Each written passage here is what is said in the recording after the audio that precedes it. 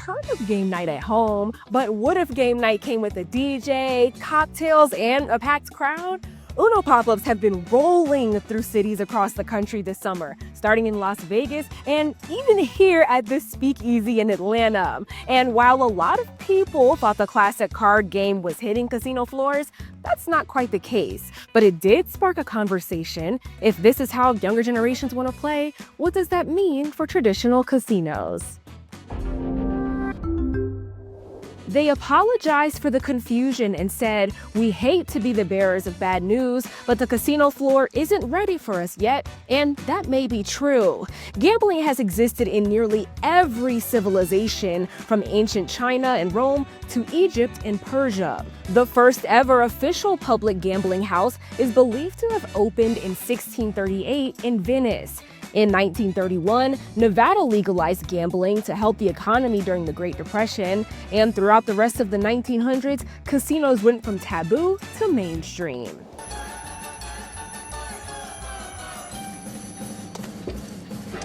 Give me that. Give me that. Clark, he cheated, Eddie. Clark, he switched to my sword. Gambling is now legal in all but 4 states: Georgia, South Carolina, Hawaii, and Utah. But now even Vegas, the original capital of American gambling, is experiencing a rough patch. Tourism is down 11% compared to last year, as SAN reporters found.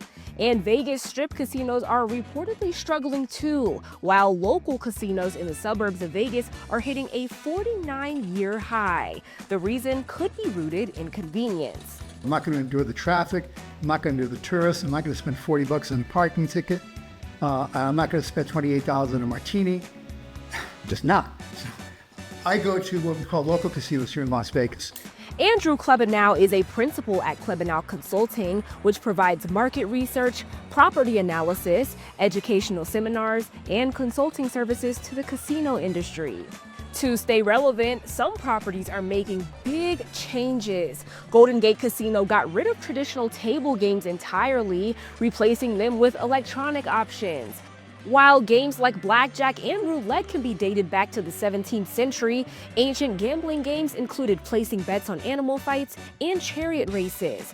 There were also ancient dice games, where dice were reportedly made of knuckle bones from sheep and goats. What we currently know as the game of craps evolved from a medieval dice game called Hazard. There's been a lot of speculation that younger generations aren't gambling as much, but Mattel's Uno pop-up drew a big crowd in Atlanta. So we wanted to see what younger attendees had to say. I do like the classics like blackjack and whatnot, but it does get old after a while, I would say. So something new would be cool.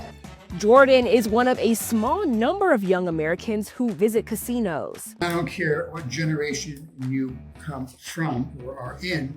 When you are young, you lack 2 things: time and money.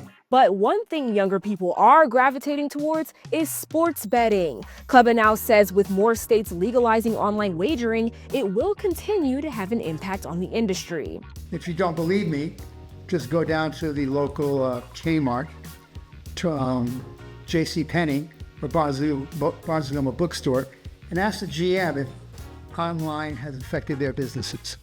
There are several states where sports betting is not legal. However, daily fantasy sports apps like Prize Picks or DraftKings Fantasy operate under a different classification and are considered games of skill. In all but 2 of the 11 states where sports betting is illegal, you can actually use those daily fantasy apps. Klebanow says sports wagering isn't just a trend, but a getaway. I think one of the greatest entrees into casinos right now is sports wagering. Where once sports betting was seen as a pariah to the sports industry, now it's their best friend. As people get more comfortable making wagers on games, they may start applying that confidence to other forms of gambling, for example, casinos. And while social games like Uno are bringing in big crowds at pop-ups like this, they're not necessarily what casinos are looking to invest in. We're looking for games that have high turnover, high activity, lots of bets per hour. Today's casinos look a lot different than they did a decade ago. We are continuing to evolve our approach to casino floor design and how they're laid out. We have to be very flexible when we design a casino floor. Club Now says designers are moving away from long rows of slot machines and instead opting for circular carousels, larger slot machines, and more lighting to build a space that feels lively and luxurious. You're trying to communicate a sense of winning, sense of energy and excitement.